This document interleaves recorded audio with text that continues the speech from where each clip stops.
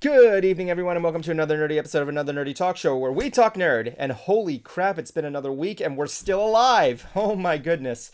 I'm hoping one day that this whole stream becomes like a whole Fallout radio system where everybody's communicating with those that survived. I'd be like Howard Stern on September 11th. Was that dark? I apologize.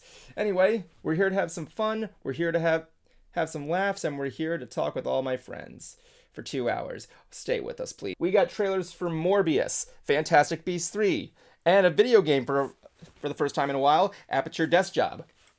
I think that trailer came out like a week before the last stream, but I can't really remember. We still want to talk about it.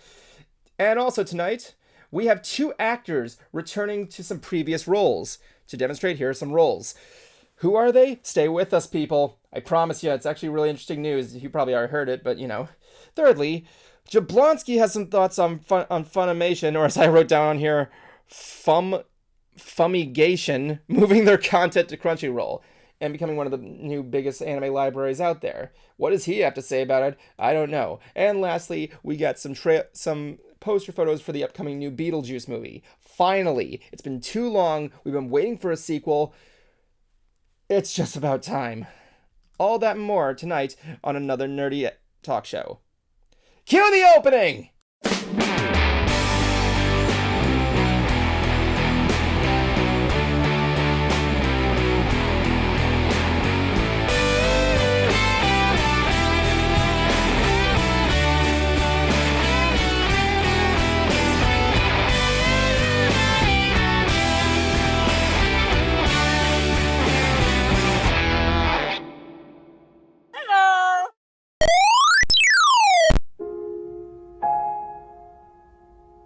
And now it's time for your weekly vocabulary builder, helping you make other people feel stupid since the dawn of man. This week's word is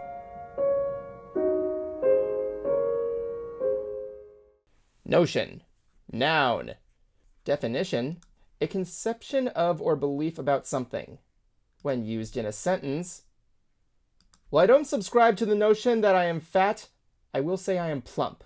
Congratulations, you are now 0.03% smarter. We'll be back next week with more ridiculous smart words you've never heard of. Or maybe you have. In which case, tough shit.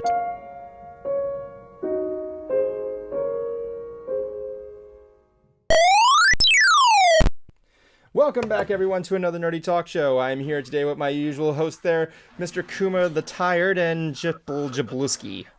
How are you tonight, boys? We good? What is up? We good. We're having a good time here. How's it feel to still be alive, everybody? Hoping you guys in Ukraine are holding out okay, by the way. Yep. Hope peace gets to them fast. Yep. Take down Daddy Vladdy. Anyway. So Jablonski, is that a new shirt? Yes, it is. Tell me what is on. Can you stand up and show everybody the shirt? Jan 500 plus says, "Holy shit, people are still alive here?" Yeah, we are still alive. I think I am. Yeah. So what is your shirt? Explain your shirt to the class. First of all, fuck you. How was that a fuck you? Oh, forget it. Just explain it to the class. It's just a cat dressed as a tachi. Nyantachi, as I like to call it. What? What do you call him? Sorry. Nyantachi. Nyantachi. Yeah. Sorry, I'm sick. It was Mardi Gras this week. Oh, nice. How was it for you? It feels very strange to hear you call me that burned it. Wait a minute. Is that fucking Higgins in there? Higgins! Higgins. Higgins. Higgins. Higgins. Higgins. Higgins. Higuchi. Who's Higuchi from? I forget. So, Kuma, what are you jamming to there? It's all you do this. I'm like, what? He's jamming to the sounds of copyrighted music. Need some music in here. What's that one thing that they let us stream on? Lofty Girl? Yeah, I'll go with that. I'll see what Lofty Girl has Lo-fi. going. It's lo-fi. You I know it's uncultured lo-fi. I'm swine. calling her Lofty Girl now. Shut the fuck up. Anyway. Second of all, lo-fi is spelled Lowf. I don't know. I don't know. I keep going. I don't know. Maybe I'm kind of blaming that on the Nostalgia Critic, honestly. He actually, I don't know if you saw this, he actually did the Polar Express, and one of the things he did was like, do you friggin' imagine if Lofty Girl was just playing this. It just shows her with her eyes wide open and it was something there. Wait, I'm on Google right now, and apparently there's a question here that says how long Lofty Girl has been studying. Yeah. When Chilled Cow's channel went down, people on Twitter started paying their respects to the bemoaning loss of their favorite study group. Some pointed out that after 2 years of studying, the girl in the video finally finished her homework. Is she studying or doing her homework? Is that the same thing? It's kind of either or, I think, because there are some where they have her like where she's kind of like sleeping, I think. Yeah. And then like there are others where like she's back to studying and like it's different day or something like that. I'll tell you one thing. Let me tell you one thing. Friggin', she's gonna. She better take off those headphones because she's gonna get a goddamn brain tumor if she keeps that up. Anyway, I can't find. Oh wait, here it is. Listen now. What kind of stuff we got here?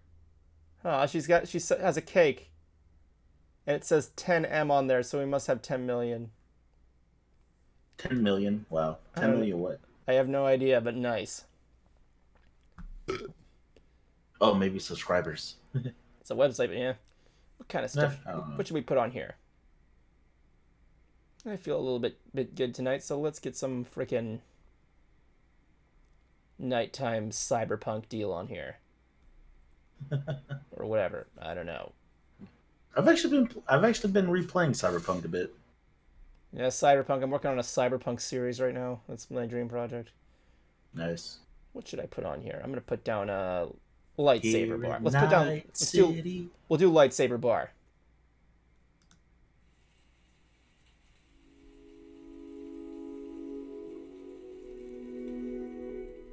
Anyway, I don't know if that can be heard, but whatever. Well, I don't want you guys to speak over it, so I'm kind of gonna need to turn that down. So, but I'll download the album. I like some. Well, we can't really hear it. Exactly. Anyway, so let's talk about some trailers tonight, guys. We got trailers, we got fun stuff, we got all the good things to talk about. So, with that said, let's talk about the first trailer that came out this week. We had 2 trailers come out on the same day. The first one was for Morbius. I thought it was pretty sweet. Oh yeah, it was awesome. Yeah. What more can you say? It's Morbius. Now, the living vampire. Yeah, Dracula, man. Is he technically Dracula? I forget. No. Again, he's called the living vampire because he's technically not dead. Are vampires dead? Yeah. I don't know. Wouldn't that technically make them zombies? There's a whole spiel of this I know on a podcast I remember listening to.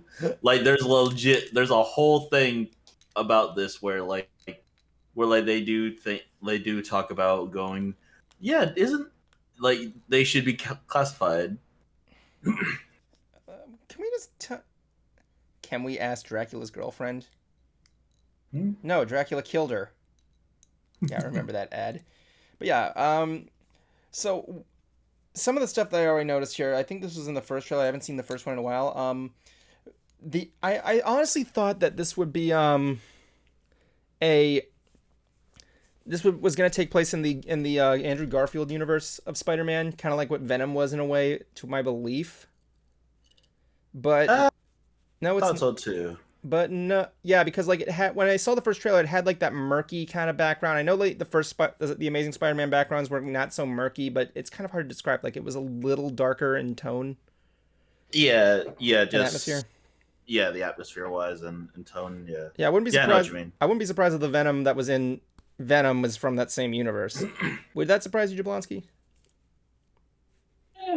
Really? That would technically mean there'd be 2 Venoms in this thing, but no, we're in the Tom Holland universe because, lo and behold, we got fucking Michael Keaton in there as the Vulture again. Oh yeah. They showed him in the first trailer as well too. Did they? I don't remember that. Yeah. Yeah, I could have sworn they did.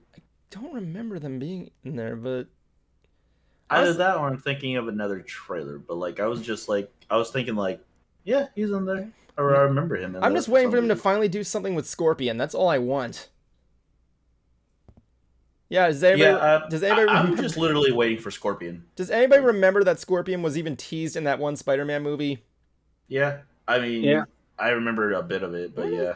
You want to know something I never got about that I post-credit forgot scene? what he says to him. He's like, I got some friends that want to take down your friend or take him to dinner or something. I don't know. And he has think he asked about Spider-Man, and I think he said like, I don't know nothing or something. I don't fucking know. I forget. Like that's the thing. Like he had this weird like thing going on with his arm. I'm like, what the fuck is that supposed to be? Oh my god! If I get COVID and I'm still doing a stream. Anyway. So yeah, it's looking good. It's looking scary as fuck. You can't deny that one. It is terrifying looking. Supposed to be yeah. like a horror film. Yeah, I like the way on what they're going with it. Mm-hmm. Now, all we need now is a Marvel series about Santa Claus, and we're all set. He's a mutant. If I remember correctly, I think we talked about this before, but I think Santa Claus is classified as a mutant. Yeah, I was just saying he's a mutant. Yeah. I forgot what level he was, but I think it was a high class one. Yeah, the guy can travel the world at high speed, delivering presents to all the good little girls. He wielded the Infinity Gauntlet at one point, which gave me my favorite panel in the Marvel thing ever. But like, yeah, come on, a Santa Claus movie for the kids. Come on. Would it be for the kids though? Would it? I always liked like the Marvel Santa Claus movie. You ever seen the movie Scrooged? Which one? The one with Bill Murray. Oh, I think I have. I want the Marvel movie to have that opening scene from that movie where all the elves have like machine guns. Oh wow. But no, let's talk about something that's even more annoying. Fantastic Beasts 3. The Secrets of Dumbledore. The Secrets of Dumbledore. Do any of you care? Okay, I'm gonna be fair on this one here. As bad as the first and second movie was, and Johnny Depp's not in this one. And disregarding how much controversy it's probably gained because not just of Depp, but also the psychopath writer known as J.K. Rowling. Okay, I don't say psychopath, but you know. I love that Family Guy sorting hat joke. Anyway, Bernie, you'll never believe what I found at work. I don't know. Did you find your common sense of dignity? Wait, did you find my fucks? What do your fucks look like? I don't want to know. Anyway, but yeah, like, okay, so one thing I'm glad is they finally changed the look for Grindelwald. I don't fucking know. Yeah, what? Yeah, because in the last movie he looked like a deranged meth addict, and now he looks normal. Does anyone still remember what this guy's plan was again? It was to stop World War II. I honestly can't tell you because I never really give a fuck. I know. I was asking my dad. I need to rewatch them. I tried watching. I think I told the story before. My dad and I, when we were going to see The Crimes of Grindelwald, blah blah, we were watching the first movie, and my dad, which I'm just gonna say, if you want to see the first movie, I'm just gonna sum it up here for you. It's basically Doctor Who meets Harry Potter. Come on, the guy recruits an assistant. He has a fortress that's small. That's in a briefcase, but it's huge on the inside. Come on. I love how we were lured in the first one with the promise of like, again, fantastic beasts and all like that. Yeah. Well, I find out. No, it's fucking. I don't even fucking know how to describe it. No, I was leading up to like I love how they lure us in with the promise of like, yes, you'll find more Fantastic Beasts and all like that. And then I just love it how it's just like they're just still using the name, but when's the last time we've seen any specific That's what I Fantastic feel. Like Beasts? when I look at that, I'm like, okay, can you just call it something different? Yeah, I mean, like That's I'd be what- okay with that. Just call it Newt. Call it Newt. There you go. It went from Doctor Who and Dumbledore Harry Adventures. Potter to just fuck already. Exactly. The crimes of Dumbledore's demented boyfriend. That's the secret of Dumbledore. We already know he's gay. Anyway. But like the thing is that like here's the deal. Like the second movie, when we were trying to rewatch the first movie, we're looking at it and we're like, oh my god. I look at my dad, I'm like, Dad, what the hell is happening in this movie? And he's like, I don't know. We had to look up Wikipedia to figure out what was going on.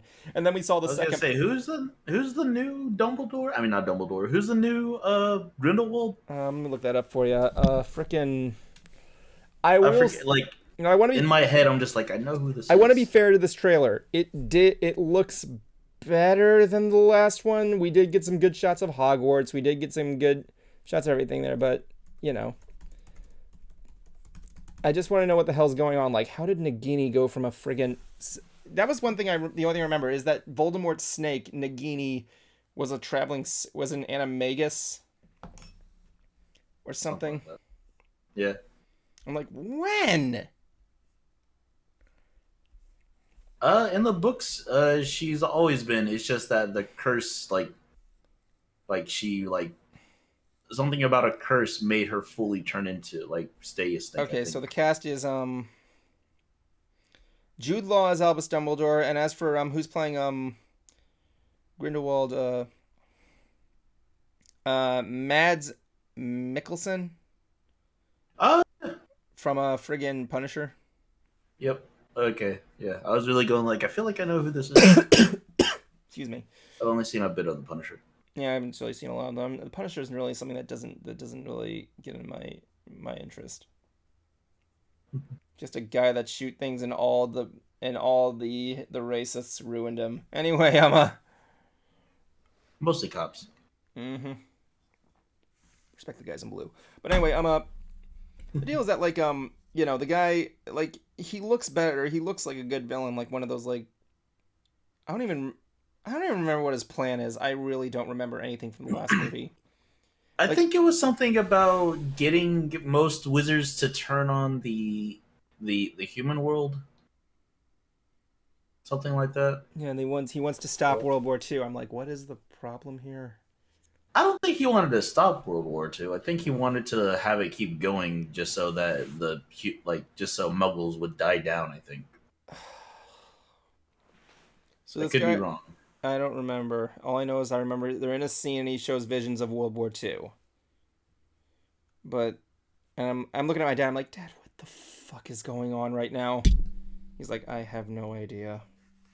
Yeah, I forgot what time. Like we almost left mid movie. We were like we were so confused. We almost left mid movie. It was like crazy. But that's what's happening. People say that Kathleen Kennedy's ruining Star Wars, but they're not talking about how J.K. Rowling's ruining her own creation. So and her credibility as well. You know what I'm saying? You guys know what I'm saying. Fluttershy knows exactly what I'm saying. See, someone's on my side. Think you a bitch. I have Squirtle. Does he fight fires? Yes. Of course he does. Yes, he does. I need to get him like little glasses made. That'd be cool. Oh my god. And- So what? Fuck it. And I got a boat. I got a But anyway, like you said though, the trailer is pretty cool and it is interesting just to see like I don't know, I think how I envision this whole series, I envision it to be more like Thank you, Jan. I guess world building, I wanted to say. That's how I kind of like that's how I kind of thought this series was gonna be. Like it was gonna show us the more like other side of magic, or like the other ways on how people use magic. I guess. Everybody's saying like, can't we just get like a backstory for some of the teachers, McGonagall, Snape? Maybe show the life of life of Harry's father, because we barely know jack about him. Seriously, we got a lot of stuff about the life of his mother, but his father kind of wanted to know more. Look, there was a group of people who made their own fan film on the life of Voldemort. WB tried to take them down with a cease and desist, but they said no, we're not going to make money off it. We just want to do it as a fan thing. And WB's like, okay, you can just keep it if you're not doing anything like that. Yeah, there are some people who've already done like character breakdowns and what happened to them after the wars and all like that. Jablonski, Jan wants to know what you're eating. I'm eating a s'more. More. You're so lucky you didn't say your mother. Anyway, Emma, so more badass. He responded. Yes. A s'more sounds nice, honestly. Thank God my sister and I never watched the film of V. Anyway, so let's move on to this last thing here. This was a trailer I just wanted to talk about. With a lot of Valve, Aperture. Yeah, Aperture Jest Job. First of all, look at this poster.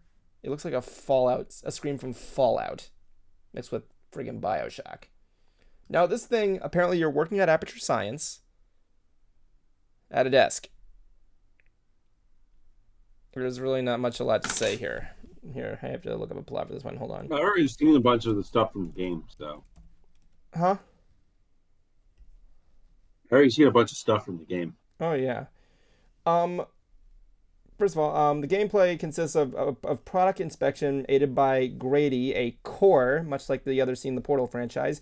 The game serves as a tech demo for the Stream Deck, which most of the game taking place in front of a desk that acts in it as an in-world representation of the console. A few different scenarios are used to test different functions of the controls, such as a shooting segment, making the gyro spot stop control, or a situation where the player must write their name, making use of the Stream Deck's touchscreen. All right, so I'm going to say up front, I heard some good stuff about the Stream Deck, the Steam Deck. I also want to say that, oh yeah, he's played it. He said Desk Job is so fun. What I like, is on the YouTube channel, the Valve YouTube channel, they did a promo for the Stream Deck where Gabe Newell himself was actually going to people who pre-ordered the deck and actually delivering it them himself, and he signed them. The Steam Deck is like the other version of their version of the Switch, right? Essentially, yeah. Yeah. Okay. It was his idea too. Gabe, come on, man. You impress us a lot, but you still can't give us fucking Half-Life 3. Anyway. Oh my god. Dude, you should if they announce Half-Life 3 with the Steam Deck, everybody would have been all over that. But I heard it's really good. Hey, Jablonski. Yeah. Would you like to see that groovy thing? Anyway. Yeah. So yeah, I might see what I got there, but yeah. It is still kind of odd and cool that we've gotten 2 Valve prods in 2 years. I mean, yeah, with Half-Life Alyx coming out and hearing it was good. And Portal. Excuse me. We'll see what happens there. The thing about Valve is they like to make video games of whatever they feel like at the time. It's kind of like me when I make videos. But they do have a hard time getting past the number 3. They can only go up to 2. Counter-Strike?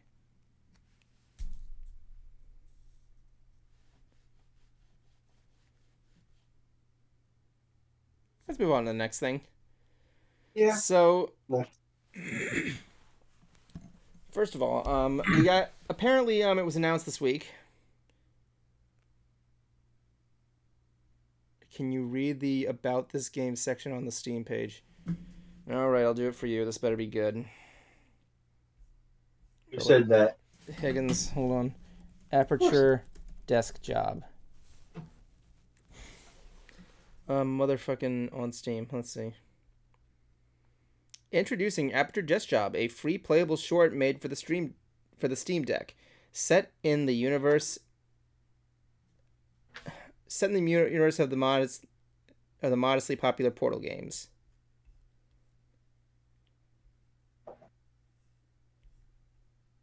Honestly popular. Modestly. Cute. Anyway. So what we got going on here is that it looks like a good game. Really does look like a lot of fun. I haven't played with the Portal games coming to Switch as well, which I heard which I'm looking forward to.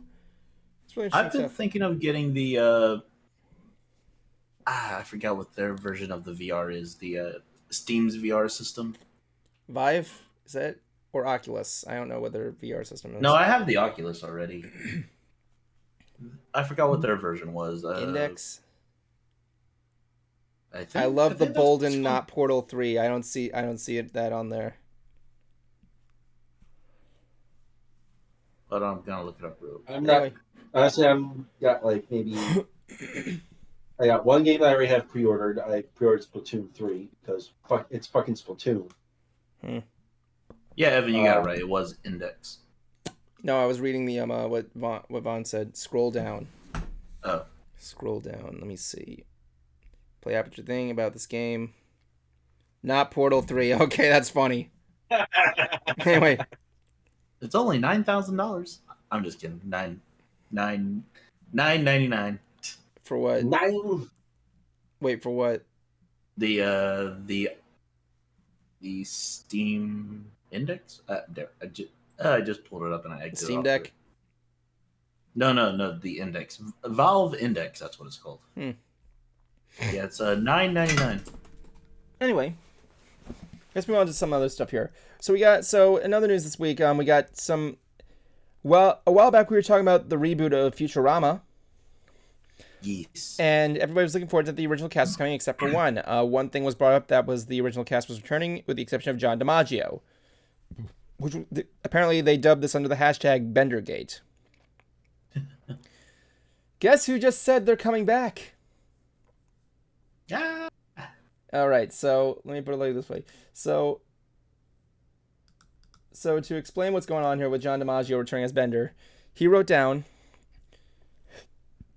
Excuse me. I apologize if I have to take some breaks because I'm still channeling breathing through my nose. Mucus. I'm back, baby. So damn grateful for the love and support of fans and colleagues alike during this whole time, especially my wife, Kate. And I cannot wait to get back to work with my Futurama family. Hashtag Bendergate is officially over. So put it on the back of a shelf behind the Xmas decorations. Or maybe in that kitchen drawer with all the other crap you put in there, like old unusable crazy glue. Or maybe even put it in a jar you save farts in. Whatever floats your boat. I don't care. You get the picture. I'm back, baby. Bite my shiny metal ass. Only John DiMaggio, man. Only John DiMaggio would be able to give us that shit, man. Also, he has the sort of same mustache. I'm Nigel Thornberry. Thank you very much, Phoenix. I appreciate that. Okay. Anyway, I'd seen I just finished watching last night. I just watched The Boys Diabolical. It's on Amazon. He does John DiMaggio does a voice for a villain in there. Cool. Is he hilarious? I was going like who's that voice? It sounds so familiar. And Diabolical is basically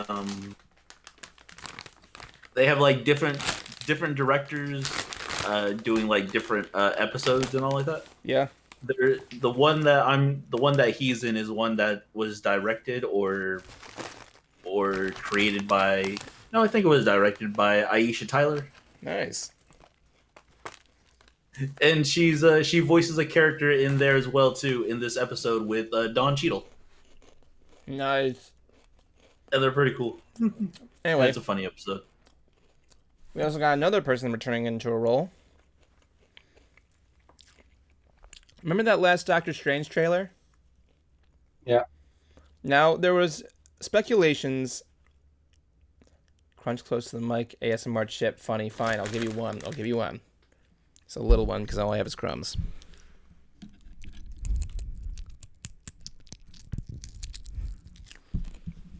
I fall asleep to the Titanic sinking. Anyway, in the last Doctor Strange show, there were some speculations whether Sir Patrick Harris was going to return as Professor X due to a quick over the shoulder shot. Stewart denied it. He avoided giving any spoilers in the Marvel Universe, anything really about being a member of the Illuminati as Professor X, anything like that. However, in an interview with Jake Takes YouTube channel, Stewart addressed the reports of his appearance in the second trailer. When the trailer premiered during the Super Bowl, he said he didn't know his phone was off and heard nothing until the next morning. He revealed he didn't recognize his voice. In the end, he made the confirmation. This is what he said. I can't do Patrick Stewart's voice. It's impossible. Well, I had my phone turned off as it happened, so I didn't hear anything. It wasn't until the next morning when I woke up and looked at my phone and found that I had been bombarded with responses that my PR people had sent me, reactions that they had detailed and passed on to me. I didn't recognize my own voice. It sounded different. Whether I had a cold or something at that time, I don't know. But I was astonished that all they saw was the back of my shoulder, and I think my earlobe, nothing else. There would have been so many connections made, but it pleased me. Patrick, you motherfucking son of a bitch. So yes, we got not only Bender coming back here for this, but we got Professor X coming back in Doctor Strange Multiverse Madness.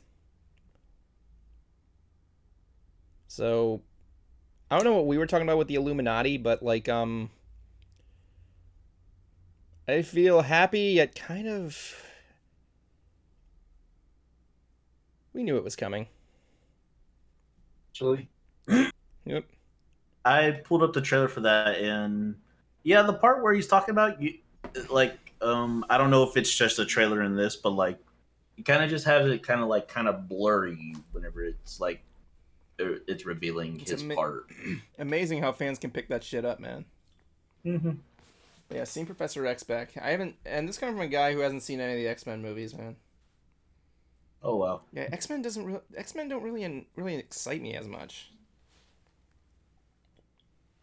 Well, yeah, no, yeah, I could give you that just because, like, honestly, I think it's just because they really haven't had that many like I'm gonna say the movies were okay, but I've never felt like that hype about specific X-Men movies, unless there's solo ones where yeah, I got more excited about watching I got more excited hearing about the next Wolverine movie than I got excited about hearing. Yeah, and I'm not even X-Men movie. Even that kind of beset me. I'm not even a fan of the Wolverine movies in general. I think there's way too many. I hate how he gets center stage. Yeah.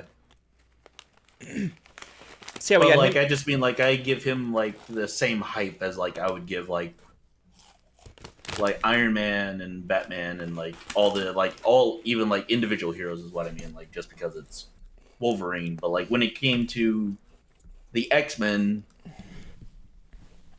it's either because they forced characters to be in front to take center stage for a while, and then kept switching them off like that every now and then. But it's just the whole thing is just going I wish I focused on one. I know, it's seriously. I know, I saw the thing. I can't get a I know I sent that. I like that minor inconvenience gif. But yeah, so we got, who else is going to be coming in the Marvel Cinematic Universe that's coming back? Are we going to get friggin'...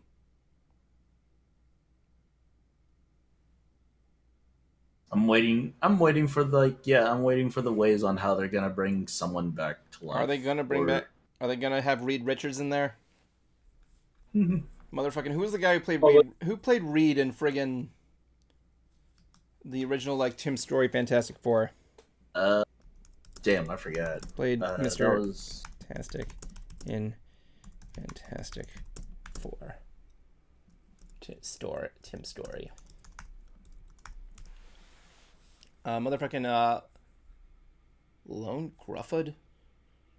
Lone Grufford. Lone. I will be honest. That's a weird first name. He's it's Welsh. Lone Sharks. Oh, look who decided to come in here. It's the Concert Cruiser. Oh, it is your father. Evan, you are grounded. I don't think parents ground their children anymore. Anyway, Anyway, yeah, we were just talking about Professor X returning in X-Men, and we're wondering whether or not Lone Gruffald would return as Mr. Fantastic. What does he have to do with the X-Men? Well, no, it's no. We're talking about the Fantastic Four. Well, not the Fantastic Four. We were talking about friggin'. Phoenix News says, Cruiser, have you met with the Twitch Prime God? What? Who? It was the Twitch Prime God. The Twitch Prime God, the god of Twitch Prime. Anyway, so like, what was I gonna say? Friggin'. Excuse me. Please excuse me, Cruiser, I'm sick. But, Of course. But, yeah, But, like, Fuck. What was I gonna say? We're wondering whether, with Multiverse Madness and, Sir Patrick Stewart returning as, Professor X is part of the Illuminati, we're wondering whether or not we're gonna get, like, Reed Richards from Tim Story's Fantastic Four movie, or we're gonna get, like, friggin'... I don't know. They'll probably get the guy who just played Fantastic Foreskin. Only you, Cruiser. Only you. Oh, I forgot to change the screen. Sorry. Only you, Cruiser, would make a joke like that. You're lucky you're charmed. Oh, don't get your friggin' camera off your dick. I was looking for the nail clippers, but okay. You tilt your thing down and show me your dick. Is that it? Are you Mr. Fan Foreskin? That's what they call it now. Well, they have one more chance at making a good Fantastic Four movie, so yeah. Before people just give up. I was gonna say, yeah, if they were to pick a new like cast, who do you think? Bill Murray. That's all I could think of. For which character? The Thing. Bill Murray as the Thing. That would just be hilarious. Oh god, what the hell? What if we get Chris Evans back as the Human Torch? I would love that. Can we get Jack Black as the Thing? Chris Pratt as the Thing?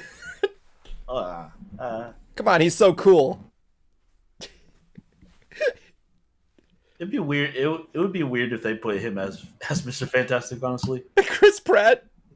Yeah. Well, he is fantastic. I mean, come on. Choose Mario, now Garfield. Oh my god, we get like... Imagine if they just went to 10... Imagine if they just went to SNL and just chose 3 random things for like a multiverse where everybody's just a comedic relief. You get like Kenan Thompson as one of the Fantastic Four members. Can we get Pete Davidson as Torsten? Yes. If they brought back some of the actors from friggin' the motherfucking, what was that? Who? I forget who did it. Anyway, the Harvey Korman. Have y'all seen the? I forgot what was it called on Hulu? The thing about Pamela Anderson and Tommy Lee's sex video thing. I heard about it, but I didn't see it until before I canceled my Hulu. I just didn't use it. I haven't seen it either, but I remember seeing a trailer of like the woman that's portraying as Pamela Anderson on there. I was thinking like, I feel like I've seen that woman before, but like I don't think I have like on her name, but like. Just thinking of this conversation of just like actresses that because like of who could play the new Fantastic Four, I feel like she could probably fit it, honestly. Maybe. I can only think of one person I can think of to play Tommy Lee, and that's Machine Gun Kelly. Oh no, I didn't mean like people who would play those characters. I meant like the woman that's playing Pamela Anderson in the Hulu thing could be like the Invisible Girl. I mean, Girl. woman, whichever. I'm sorry. Yeah, to quote what's her face in the Tim story. I'm sorry. The Invisible Girl. And it's funny because she hated being that character. Anyway, Why is that? I don't know. She's freaking Pamela Anderson. Anyway, let's talk anime. Here is something that Jablonski's been wanting to talk about. Okay, so as everyone knows, knew from like a year ago, Sony bought Crunchyroll. So in turn, they own both Crunchyroll and Funimation. We didn't get much details for about a year, and then just about last week or so, we got a huge update of Funimation is moving all of their library and all future seasons of anime to Crunchyroll. That sounds convenient. It's actually the smartest thing that they could do. So now we got a whole website dedicated to anime. Not everything is on there, but... Let me rephrase that. We now have a website that's just basically the largest anime library out there. Essentially. Kinda, yeah, maybe. Aside pirate bootleg sites. Yarr! Well, no, that's still counting. That's still counting other sites. I use one called Verve, and it has that's gonna get switched over to Crunchyroll. Yeah. They're not gonna update shit. It's gone to shit too. Yeah, so. Verve I have heard nothing good about recent about lately. I use it mostly just to watch Harmon Quest and like other shit. Yeah, I'm not expecting much out of Verve. Because I signed up for Verve originally because like, oh, it has Rooster Teeth, it had this, that. That really has jack shit. Remember when they tried doing that reboot of all that stopped? Fortunately, that was Nickelodeon. Mm-hmm. So you're looking forward to it. Nothing else you could really say. People keep saying that this is like a major monopoly. I just go, no, it really isn't. Because one, they're getting rid of a streaming service, combining it with another. And two, you got all these other streaming services that do have anime. They're slowly doing that. Phoenix News says.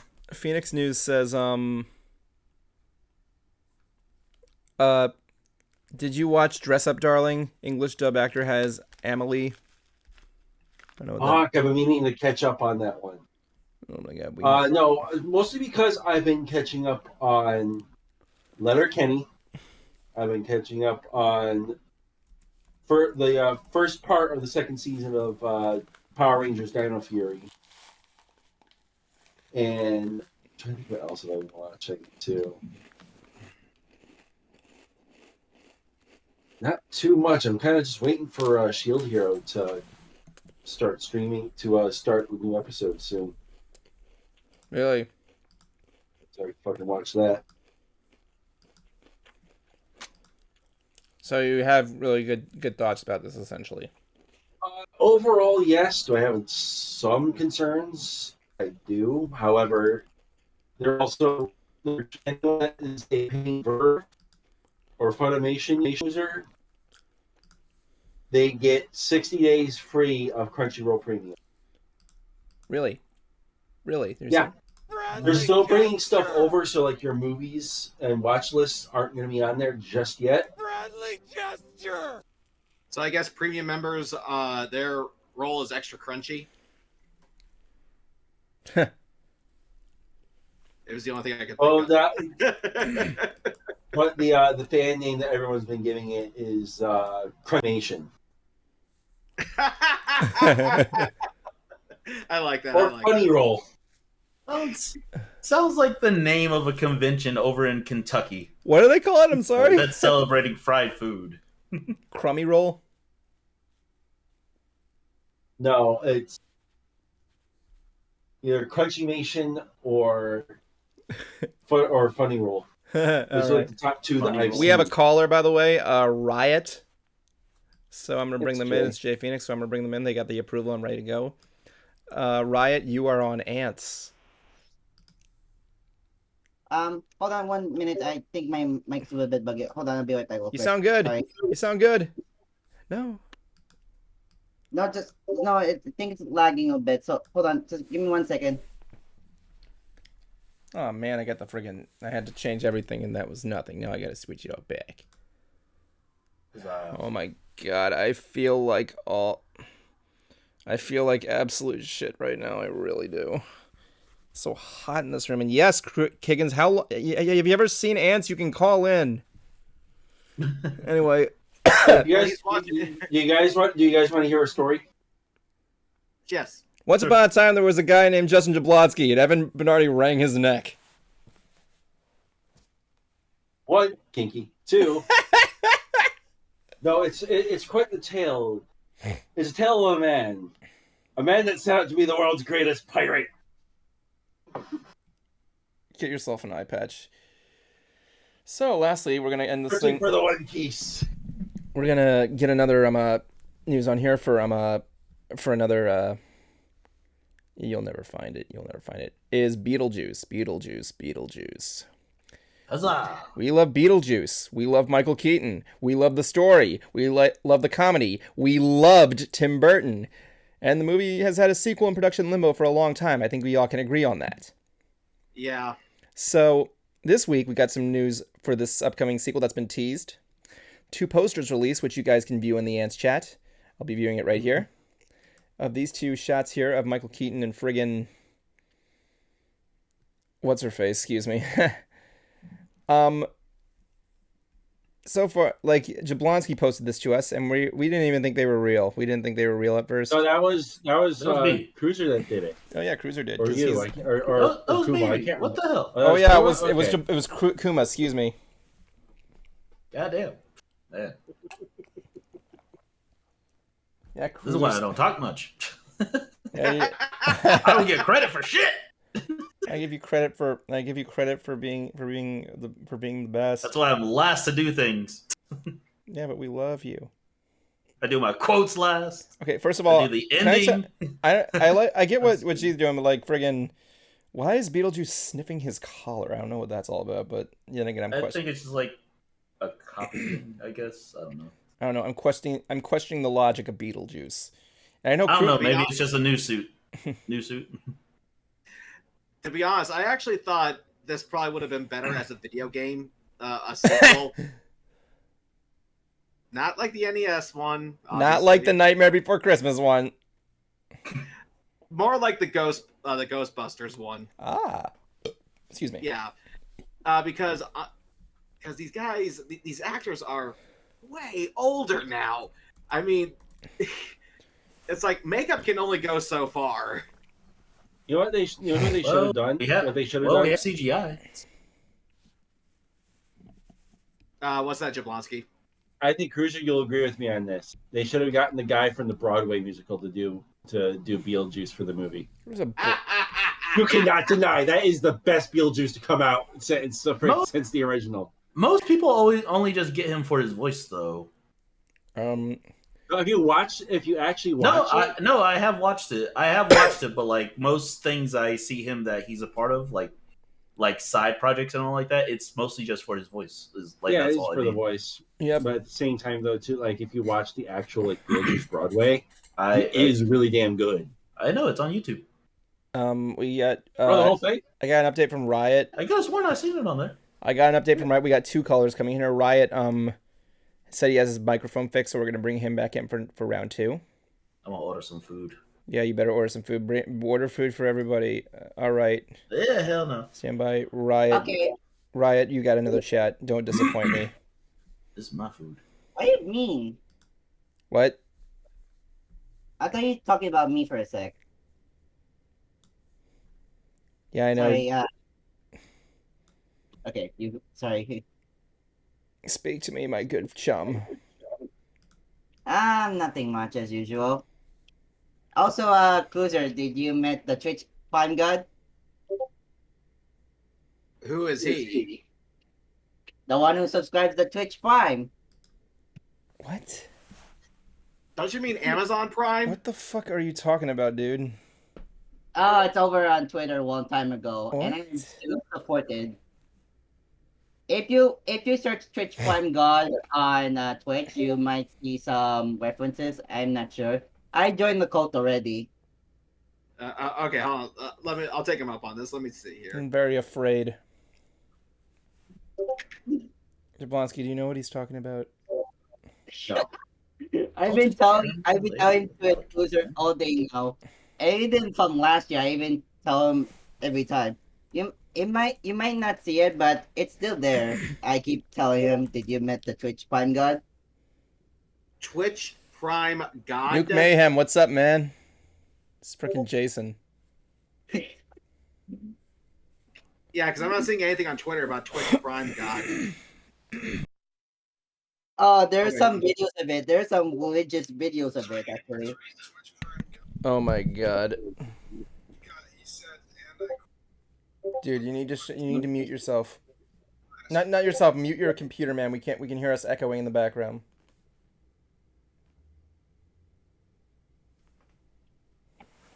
Do up, do up.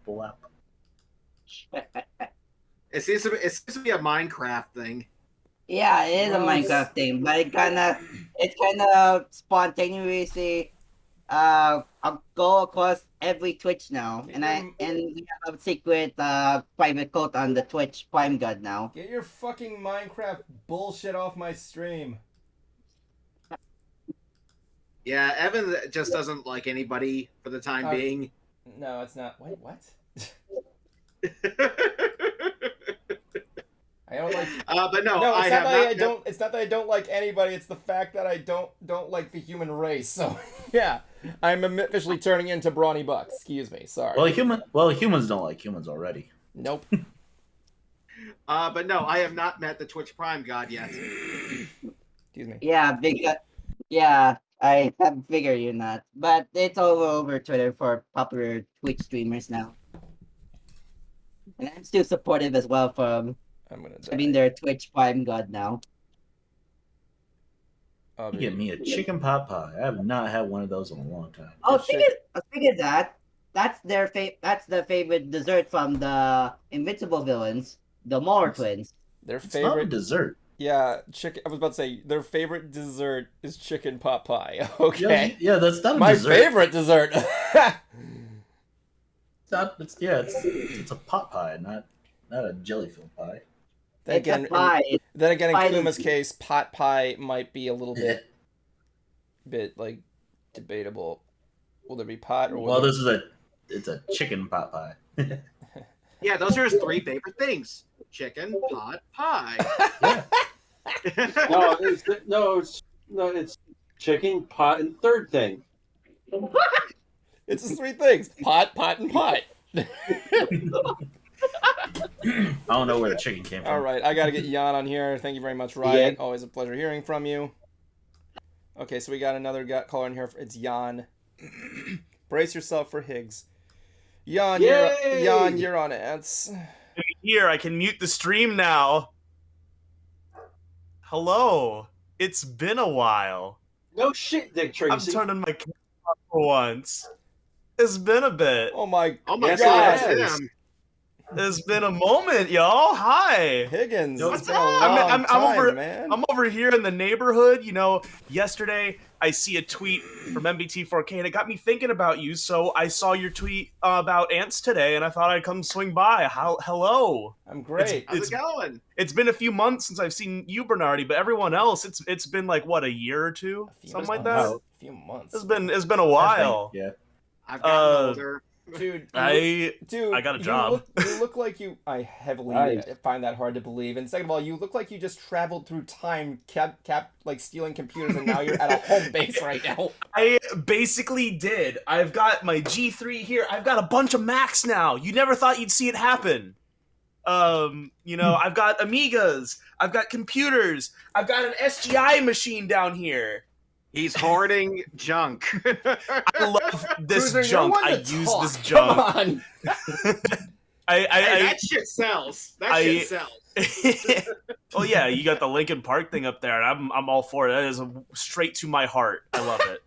Yep, and right down there is a signed photo, Oh, beautiful.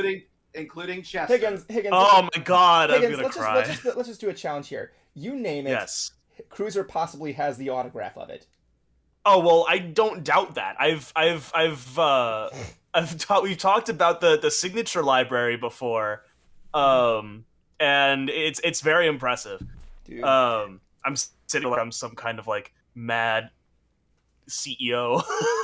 My dad says my setup is gonna take over the world. Come on. I'm trying to think. What was my last one? Oh, actually, I know what it is. Hold on. So what exactly is your plan to stop the Second Cold War, Higgins? Wait, what? What's up? What exactly is your plan to stop the Second Cold War? Affecting the demo scene. How are you gonna stop Daddy Vladdy? I'm gonna stop him by affecting the demo scene. I'm gonna bring the entire demo scene together. We're gonna make cool things, and it's just gonna be a fun time. And everyone's gonna forget a war even was going on. Always fun. Cruiser, what's your recent autograph? Okay, my recent autograph was this. Static X. Yeah, see, but this is the part that I didn't get, or I don't understand. The part that's signed, if I can just reach it in here, if I can. Come on, I just put it in there. Now you're telling me I can't get it out. Yeah, blow it. Was this? You really had to put a smaller version of the album cover on a card as an insert. You could have just signed the sleeve. You know that, right? He said insert. I mean, not giving us this would have saved you like maybe a couple grand. You know, like what are we gonna do with this now? Hang it? Did it make frames this big? It's smaller than a vinyl. Companies trying to save money? Really? Never heard of it. Never would have thought. Sorry, I had to put those. I had to put those over there in the Stackintosh. Higgins, are you still able to make a? I've been doing a lot of drawing recently, posting it all over the place, trying to improve my craft here because I'm starting up a new dream series here. Question: How are you still able to make electro music? Oh yeah, no, that's what I do. I mentioned the demo scene a moment ago, and I basically went from doing the normal type of kind of drawing art that I did. I still do it. You know, I still love doing that stuff, and I still, design characters and all that. Oh yeah, but definitely. Last year, there was an event called Revision, and it's coming up soon again this year. It's called Revision. It's a demo party, and last year there was an invite released for an event in Finland called Boozdrome. And they do music that is very close to my heart. It is very loud and abrasive and very good. And they're basically saying, this is a competition. You can put music in it. So I got my Amiga 500. And I made a song for it, and I came in third. And I'm just like, that's what I'm going to do now. I'm just going to do tracker stuff. I'm going to do that because it's fun. And I like it, and it gives me confidence, and it's cool. And I get to see trackers go by, and it's pretty, and I get to look at all the numbers. Oh yeah, definitely. I mean, like I've been listening to a lot of Kraftwerk recently, and it's just been crazy how much I've been getting into that like new genre there. Anyway, Jan, I want to hold on. Marshmallow's actually playing Mardi Gras right now. Yeah, I right? saw that. Are you gonna go and see him? He's playing right now. Oh, I thought. Fuck. And get this, the concert area is at max capacity. Oh yes, that's gonna be people jumping all over the place to see Marshmallow, dude. Yeah, my friend's band played with them not too long ago. They did a track together. That's cool. I'm not a big fan of Marshmallow, but like, yeah. Rescue Me with a Day to Remember. Nice. Mm-hmm. Anyway, Jan, don't be a stranger. Come back anytime you'd like. We do this every Sunday. Yeah. I've been listening to Dixon. Am I going to see you at MegaCon? A lot more recently. Oh yeah, absolutely. Oh good. You're absolutely going to see me there. Great. There isn't a chance in hell that I would miss MegaCon. Dude, we're gonna have a good time. We're gonna go there. I'm gonna spend a lot more money this time. I cannot wait to get inside your asshole again. Anyway, I'm out. Anyway. Oh, never change. Take it easy, man. Feel free to stay online. Take it easy. Have a good one. Love you. Take it easy, dude. Take care, man. I love that guy. He's amazing. It's always good to Yeah. hear from an old friend. I'm glad to see that he's doing good with a new job and everything. Anyway, we're going to be taking a break here as we go on to Hooked on Harmonics. So with that said, we'll be right back.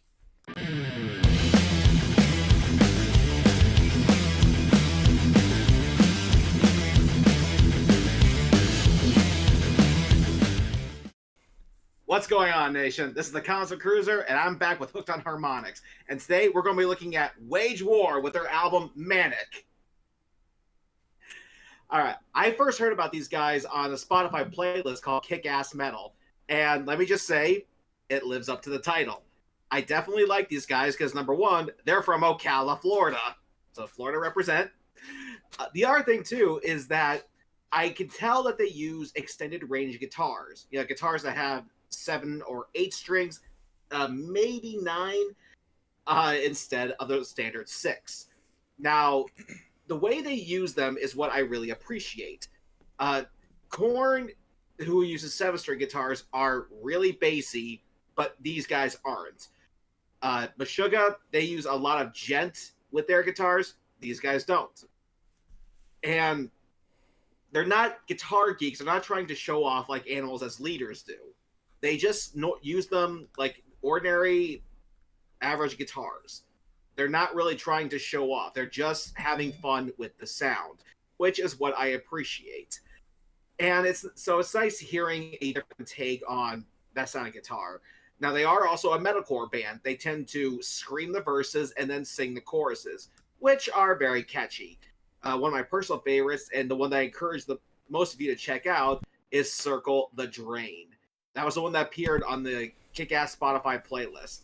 And, Kitty, no. And it is a fantastic song. And it's also good just hearing his singing voice as well. His singing voice doesn't sound too over the top, like, say, Howard Jones from Killswitch Engage, who I like. He is my favorite out of the two singers they've had.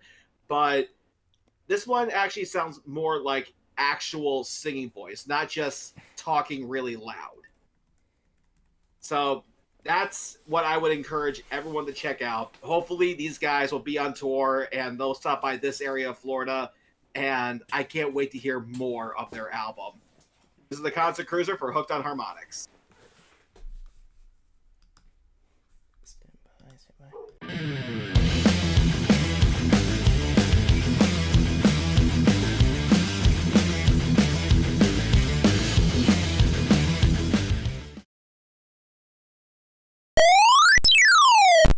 We are back, everybody, and welcome to another nerdy episode of another nerdy talk show, where we talk...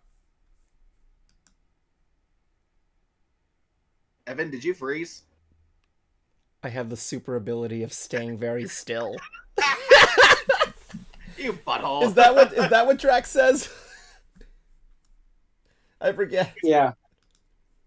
I have become so super powered that I have the ability to remain still for a long period of time. That No, I can invisible. remain still and become invisible. Watch. I wish I still had my chips. Oh my god. So I'm sick. So I'm getting sick, which is something I really do not have time to do.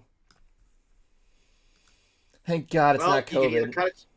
You can either cut the stream short or try to suck it up for another 55 minutes. No, I can do it. I mean, like, if I had COVID, I'd still do this from my bed, man. Anyway, there is one thing I'd like to talk about, and if that's okay with people. I watched the new Cuphead show. Cuphead! Yeah. Now, I will say, for starters, I am never going to play the game. I do not want to put myself through that much hell. Oh, I want to see you through that much hell, you bastard. Hey, if I get 1,000 subscribers, you'll see me endure some piece of hell. Subscribe so that I can do the one chip challenge for you all. And if you get him 2,000 subscribers, he'll play Cuphead. And but I was very aware of so I was aware of what the game was famous for and its art style. And translating that, I believe, Evan, you said the video game itself was hand drawn, right? From what I'm seeing is, yeah, they did hand draw a lot of it. They were gonna do hand coloring, but they couldn't really get it to work, so they had to use digital. But yeah, there's a lot of hand drawn animations. They wanted to keep it as authentic to the style as they could. Yeah, and they tried to do that with the show as well. Obviously, it couldn't all be hand drawn because you lose a lot of the budget on that. But it still has that same kind of like bouncy style that you would see in cartoons from like the 30s, 40s, and 50s. Like Schleifer stuff, basically. Yeah. The voice acting, definitely good. And I like the personality between the two brothers. Cuphead is more of the outgoing, let's have an adventure. Mugman is more like, no, like, let's stay back. Are they brothers? Distance. Are they brothers or are they friends? I never got that. I'm guessing brothers. Because number one, I think they actually said that they were, and number two, which is weird because in the theme song, the lyrics goes, "Well, Cuphead and his pal Mugman." Well, in the cartoon, I do know they lived together with Elder Kettle. Could be roommates. They have bunk beds, dude. Could be roommates. So do college dorms. Yeah, man. I wouldn't know. I haven't been in a college. Anyway, go on. You uneducated son of a bitch. Yeah, probably. So anyway, but the one thing they did do that I actually liked is that they had, for some scenes, they had real third-dimensional backgrounds, like we'll say miniatures or models, but had the characters over it. So it creates this really cool 3D effect. The other thing is that you'll notice too that sometimes you can actually see the layering in the animation. Like you'll notice that the characters seem like it almost looks like they're projecting a shadow over their outlines. So it feels like they're layering what are they called? Animation cells. That's what it reminded me of. Yeah. And so as far as it sticking to the game, I will say it is an episodic show. It doesn't have some giant overarching story. I mean, the devil is trying to get Cuphead's soul, but it's not something that happens with every episode. Like, it maybe happens like maybe 2-3 times in one season. And I know a lot of people were shocked when they found out that the voice of Cuphead was actually a black man. I can understand why people were surprised, because as someone who's worked with a number of black folks, they tend to have a deep voice. So I can understand how they got why that surprised them. But I also really liked Elder Kettle in this. He comes off as a grandpa and a war veteran. I absolutely love that. As far as staying true to the game, I can't really say, just because again I refuse to play it, but it is definitely enjoyable. What's that? It's not really related to the game at all. But your favorite characters and bosses are all there. I love King Dice. He is just swimming in charm. Oh yeah, by friggin' who plays him? Wayne Brady. Wayne Brady, yeah. Yeah. I was about to say Wayne Gretzky. I'm like, what? Wayne Gretzky as King Dice. The music, the jazz music, I thought was a very nice touch. They didn't get the composer for the game, but the one they got for the cartoon, I'd say emulated the style very well. Okay, I just want to point out here, I'm sorry to interchange the subject here, but I like how a cattail walked by Kuma, and then suddenly another black one appeared on your screen. Like, you have a cat there that's running around both screens, like they're just traveling through different dimensions. But the other thing that I like is that there is nothing modern in this world. So a cell phone, a CD player, a tape deck, nothing. The closest thing you'll find is a radio. Like a regular turn the dial radio. And they're broadcasting a game show through it. I really like that. They actually stayed with that style. There's nothing modern here. So I definitely say give it a watch. And I also think I like the idea that it is an episodic show. Just because it's kind of fun just to have a world to just visit and not, just kind of pop in for a couple of episodes. You're not trying to follow an ongoing storyline. It's like, hey guys, how's it going? Let's have some fun. Okay, see you next time. You know, you're not trying to go. You're not trying to follow this big long story. See you next time. He come back and he's fine. Jason, if you want to join the chat, join the Ants chat in the Stream Voice Chat's public section of the Shadeside Studios Discord. Go ahead, man. And I gotta say, the one thing that Cuphead has in common with Evan, he likes hot dogs, right? Fuck you. Damn it. You don't know. You might want to explain. Okay, so me and Cruiser, we have this running joke. Whenever we get into a fight with each other, we always end he always ends the conversation with a quote from The Happening, where this guy just randomly says, "We're packing hot dogs." Thing, you like hot dogs, right? Yeah, it's like, you know, hot dogs get a bad rap. They got a cool shape, they got protein, they taste good. You like hot dogs, right? It's just like out of nowhere. And whenever things get a little tense between Evan and I, or if we're frustrated, or if we're, you know, down in the dumps, we always go, wait, you like hot dogs, right? I mean, Evan was even telling me something that happened. I'm like, but Evan, you like hot dogs, right? You always get me off guard with it. I don't know why. And we haven't used it in a while either. That was the other thing. Yeah, he used it like last week, like a couple of nights ago. And I'm like, what? Oh my god. And just seeing Cuphead go, you know, I like roller coasters and hot dogs and flying swings and hot dogs and flying kites and hot dogs and throwing up on roller coasters in that order. It's like, okay, he likes hot dogs. I get it. So Cuphead is very enjoyable. I'm pretty sure it will make a lot of grandparents feel nostalgic for a show they've never seen, but the art style is there. I was even showing my supervisor, and he's like, "Oh yeah, I remember this style." Yeah, I can imagine there's like a lot of Easter eggs there. Like, in the game, there were a lot of stuff. Yeah, so I definitely encourage everybody to check it out. It's a lot of fun.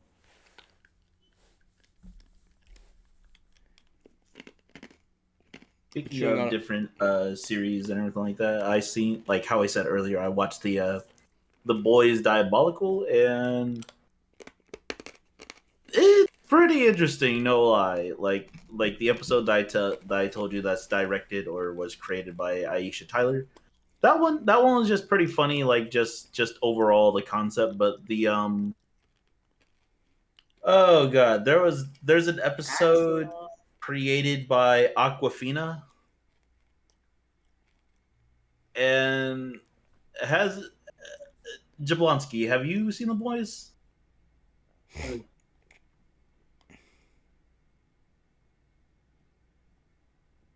Well, the idea of The Boys is basically like think superheroes, or I've heard of The Boys. I know what it's mostly about. Is there a spinoff? Yeah, I'm just telling you that. I think you pissed him off because he's gone now. Just think as if Disney was evil and like Iron Man and all of them actually existed, but Disney like legally owned them. Disney. So modern Disney. But like as if like superheroes were real and everything. So the idea is like heroes weren't really like created, or no, they weren't really born that way. They were created. They were built. Everything. Yeah, well, not like built, but created. Like they were injected at a young age with a special serum. And so there's an episode on the Boys Diabolical where a kid is trying to buy drugs and everything, and like the drug dealer just happens to have like the drug that gave the superheroes their powers. And so he's right there going like, I'm gonna try it out when he gets home and whatever. And guess what power he gets? The power to melt. Nope. The power to control shit. Like literal shit. Oh, I saw that on fucking. They had an advertisement for it on TikTok. I was like, what the fuck is this shit? Yeah, I don't know if it's like he can control, or I don't know if it was a he or she, but like, or if they can control like their own shit or other shits or something. I don't know if them controlling shit or giving shit life or something. I don't know. Because there's a point where like they're able to like have an entire like they go into the sewer and they're able to just like have a whole swarm of little shits like attack someone. So basically, you can call upon Mr. Hanky. I just said Hardy In a Ho! sense, yeah. In a sense, yeah. The funny thing is too, it's like in an anime style as well. It is directed by Aquafina. She does the voice for the character. I was like, oh god, this is so fucking stupidly funny. Which I give her credit, it was funny.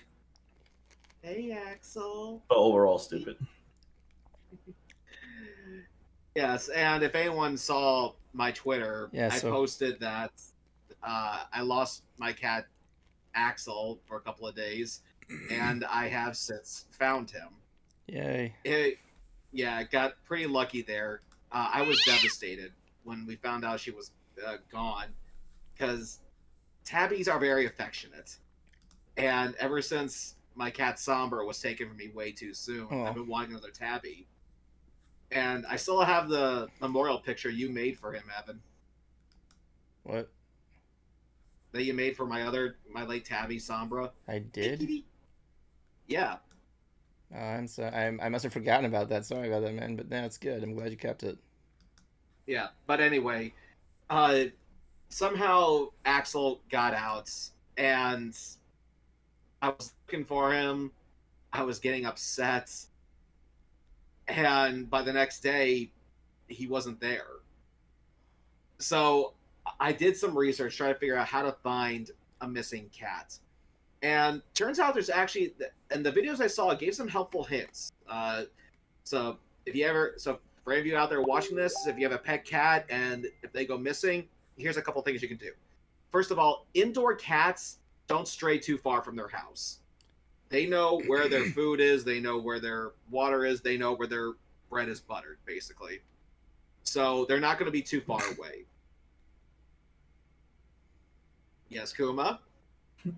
No, I just love your term of use for there. Well, No, it's just because anytime anybody uses that term of use is like when it is only when like a term of having sex or getting sex. Oh, Yeah. I Yeah, never knew that. Yeah, that's the most So that use pussy of that gets a term. pussy over there. Yeah, so that's just I was like I'm legit like agreeing with you, going like yeah about the food, water, and then like where his bread gets butter. I'm going like Gross. hold on, what? I never knew that. You never You seen learned Mean something new. Girls? You never seen Mean Girls? No. No. Oh I still my have God. yet to see Mean Girls. How dare y'all? So Uncultured anyway, swines. I have yet to see it because I've just been busy, man. so that's tip number one. Tip number two is that they tend to come back out during the night because it's less noisy. There's less stimuli for them to spook them. And there's a chance that they will come back, during the wee hours of the morning. So that's number two. Number three, leave some cat food out by the door. Some other kind of comfort items, like maybe their bed. Maybe if you have like an article of clothing that they tend to sleep on, leave that out there as well. For me, what I did is that I got home from work, had dinner, and by 10, I decided to go out and stroll the streets with a flashlight. And so just remembering the video on and the other thing is when you go searching, do a thorough search. Cats are very good at hiding. And even if they recognize your voice, do not call them with a frantic or upsetting voice because they don't know that tone of yours. They just know, kitty, kitty, kitty. That's what they know. So with this knowledge, I go for a stroll with a flashlight, and because it's late night, I obviously can't go knocking on people's doors and go, hey, can I search your place, see if I can find my cat? But what I was able to do was to search the culvert pipes. Those pipes you'll put in under their driveway for the ditch in their the ditch in their yard. And I remember coming past this blue house one day from work, and I saw an orange tabby cat. I got out and looked, and the cat ran away, so I didn't get a good look. But I figured, that's where there was an Orange Castle. Let me have a look there. So I get out of the car, I go back to that house. I take a flashlight. I look under that pipe, go, Axel, here, kitty. And he pokes his head out. You sure that's Axel? Yes. Is he able to use the toilet? Yes, there's two indicators that's Axel. Number one, his, we'll say, defective eyes. The fact that his eyes are kind of like this. They're squinty. Mm. The second is that Axel always loved lying in my shower for some reason. I don't get it. But Axel Cruiser is in the shower right now. Yeah, Cruiser, I'm going to be honest here. Let's just face it. I'm not even going to be surprised if your cat loves the water at this point. But, like... Well, I don't know about that because he fell in my pool not too long ago and was ripping mad. I can imagine. I don't know what my old cat before they passed away. She fell into the pool and my dad ran out to go get her, and all I saw was this white blur fly through the house, like pissed off. Yeah, like cat. Like if cats get embarrassed, they'll either run away from embarrassment or try to play it off. Like if they fall and don't land on their feet, like I'm cool. Yeah, I'm cool. Nobody saw that. I don't care who you are. You didn't see that. Dude, I'm more surprised. Dude, I'm even more. Fuck you. Dude, I'm more surprised that you even had a pool. My God. It's nice having a pool. I have Take one. a towel out. You go for a swim. It's nice.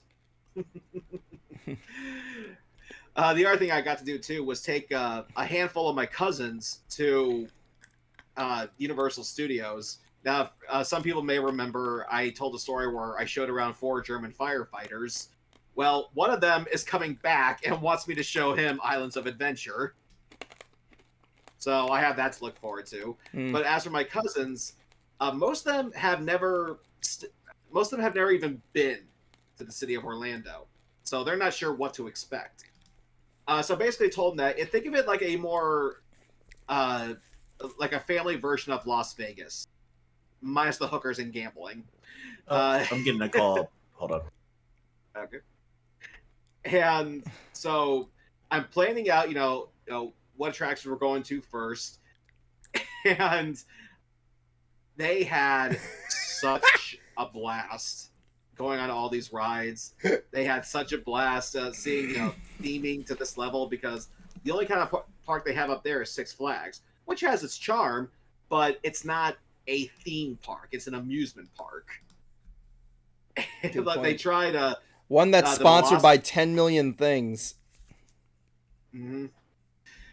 They got a huge kick out of the Velocicoaster. They loved the Hagrid coaster. But obviously everyone has different thresholds, so I couldn't get them all on the same ride at one point, except for one. And that was the Spider-Man ride. Of course. Which had an hour wait, but I go, guys, trust me, it's worth it. Like, but it's an hour. Like, just trust me. The best things please. take more than a minute. I'm Yeah, sorry. and- Go on. And my aunt and uncle, who I did get to take to the parks previously, but we didn't get to do that ride, they still backed me up. They said, no, guys, trust your cousin here. Okay, your cousin knows the area. He knows what's good. Just follow him. But one of them didn't want to join us, because she is a smoker and needed a smoking break.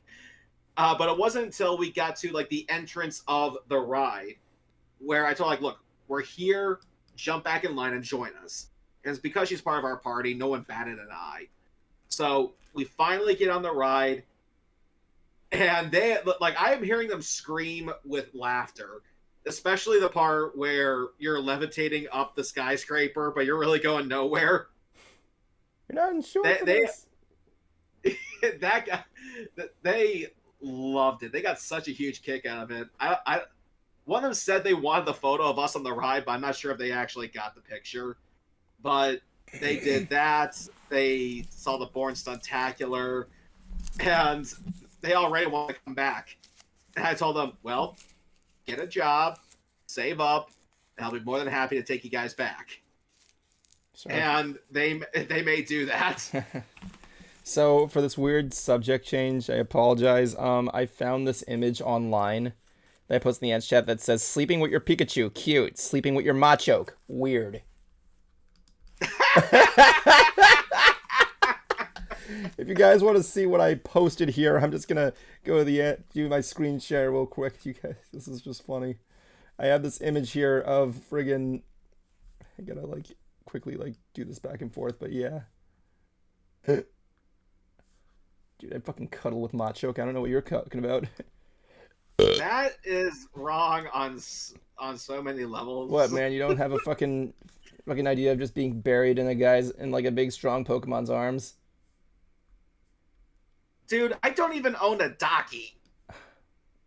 Dude, I don't get the point of Dockies. I don't either. Although I did pose this question onto a weeaboo. I said, if hitting a pillow is meant to relieve stress, is hitting a Docky considered spousal abuse? Oh my god, Cruiser. Anyway, what was I gonna say? Fucking, yeah, I mean, like, it's a pillow. I want to sleep on it, not fucking fuck it. I mean, like... Yeah, but speaking of anime, I did actually did a couple of calls into Katsu Sinclair, who people from the Brony fandom know as DWK. He's doing VTubing now, which is great seeing him back. At least he's doing something. I may not be a huge anime fan, but he was still funny. Hey, Jablonski. So I'm glad. What's that? Jablonski. What about him? Jablonski. What? Would you like to see that groovy thing? I have a groovy thing right here. I'm surprised you guys haven't even noticed it yet. I don't even know. I love it. Oh, yeah. Sorry, I have to change the subject, Crew Cruiser. Jablonski. Oh, yeah, go Jablonski, Jables here, has a bit of an announcement here with his... So, I got myself a 3D printer. Why? Because I wanted one. So you don't have to. And I decided, and I managed to get around to actually getting it to work. Took a little bit of effort. And first thing I printed. Steamboat Willie Boat? Okay, so for those that don't know, which is pretty much a lot of you guys, there is a thing that you can do with 3D printers called a bench test, which normally it's one of these wide, huge things that essentially put your 3D printer through the ringer. And someone decided to create this because it's a lot smaller and yet gets the same job done. It's called a benchy boat or a benchy. Benji. Benchy.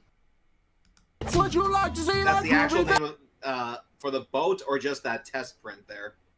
This is the actual name of the boat, is a benchy boat. Would you like to Because see it's a that bench groovy test boat. Now, this one's unique because I did not know what I was doing at the time. But, okay, so normally you see the little letters and numbers here? Kind of. Kind of, yeah. They're supposed to be a lot more detailed, and they're supposed to be more in-depth with everything else. I had my nozzle too close to the 3D printing bed, so it came out like this, and it was a bitch and a half to get off.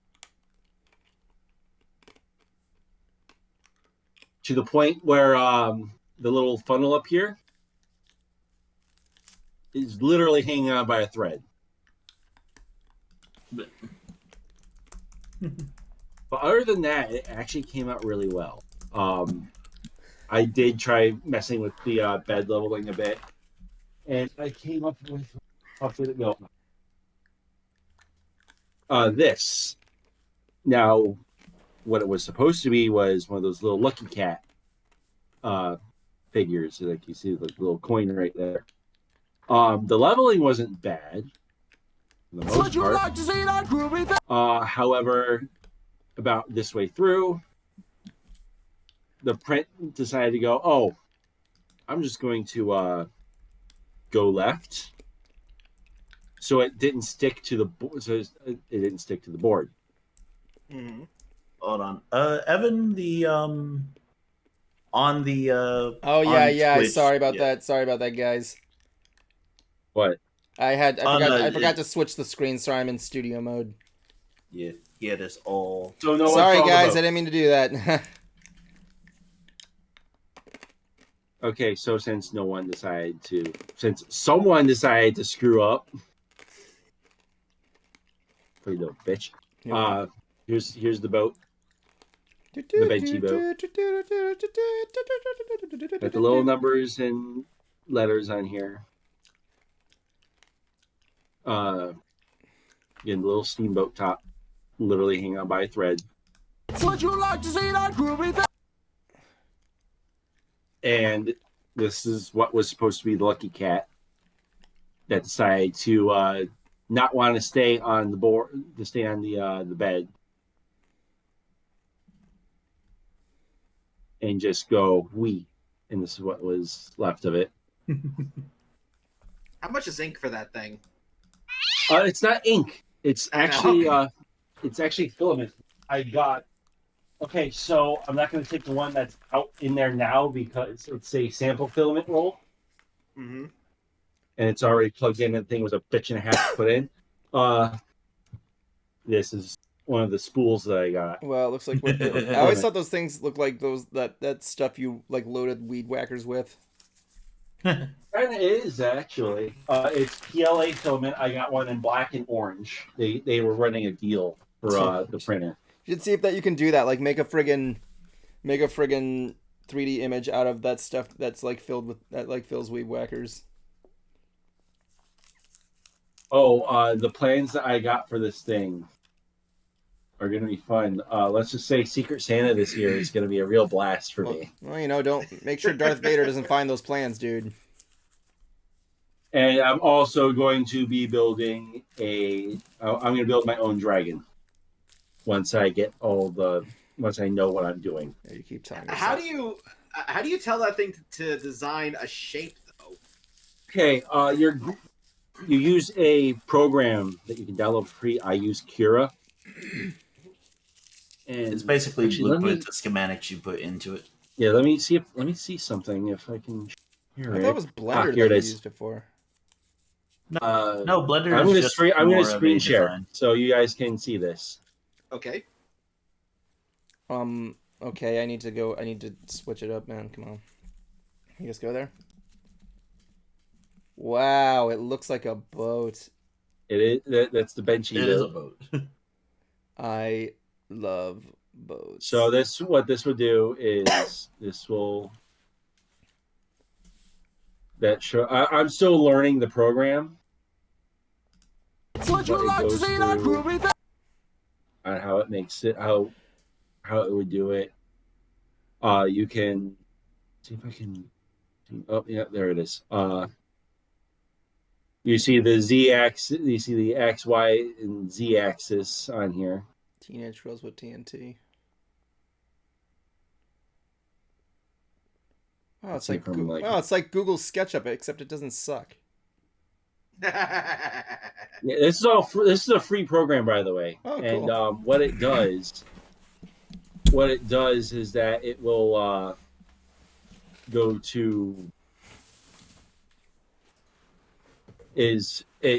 once you get what you want, you convert it onto a mini SD card, and it turns that image into what's called a G code, and that G code tells the printer what to do. Sexy. And the one that I have now is a Creality Ender 3 version 2. But are there whips? You can get stuff off of Thingiverse. That has a whole bunch of cool stuff on it. Thingiverse? Yeah, Thingiverse. So if I were to ask you, see if like it has cheese, you could print me cheese. Oh, I could probably print you a fucking little thing of cheese. Not edible, but I can print like a little slice or a block of it. How memey can it get? I got a question. That's a good question. What is the memeiest things you can find on that thing? I have yet to explore the depths of that insanity. I don't know why, because like the only thing I could think of that could possibly be an answer is the Hungry Pumpkin. If you were able to put cheese, like actually get cheese out of that, has anybody seen the movie Mousetrap? Yes. Mousetrap was a movie? Oh yeah, but not based off of the game. I don't think. Of course it wasn't. So oh, like, you mean wait? Do you mean Mouse Hunt? Yeah, Mouse Hunt. Yeah, I see Mouse Hunt. It's really good. Yeah, Mouse Hunt. Yeah. So at the end of that movie where like they were able to make their factory create balls of like yarn cheese, string cheese. Yeah. What if someone actually did that with the freaking like 3D printer? I'd be okay with that actually. Like have legit cheese coming out of the dispenser to make like objects made out of cheese. I can see that. Yeah, so man. basically, the printer like softens the plastic with heat. Yeah, it essentially melts the plastic. Yeah. To where it can be pliable. Yeah. And it follows direction and goes. But a lot of the time, you'll end up with stuff like this. There's just it calibrating itself a lot of the time, where it'll go like. Looks like a prop from a Tool video. Would you like to see that groovy thing? It does. For the record, Jablonski, it'll always start out with a line like this. Looks like spaghetti. Which is like it. Can you get it to 3D print more 3D printable filament? No. However, there's a process that I could do. I need like a lot more to do it. Yeah, it takes a lot of. You're basically. I could recycle the PLA filament and turn it into more filament. Yeah. For the record, Jablonski, this entire time you've been talking, I've been playing the "Would you like to see that crazy thing" sound effect once in every couple of moments. But one thing that I did for Jablonski, on one of the days I went to Universal, turns out Access Hollywood was filming there at the park. Here we go. Yeah, and it's there was a sign that says hot set, but you were still allowed to go down there. And I see Mario Lopez right there, just chilling there.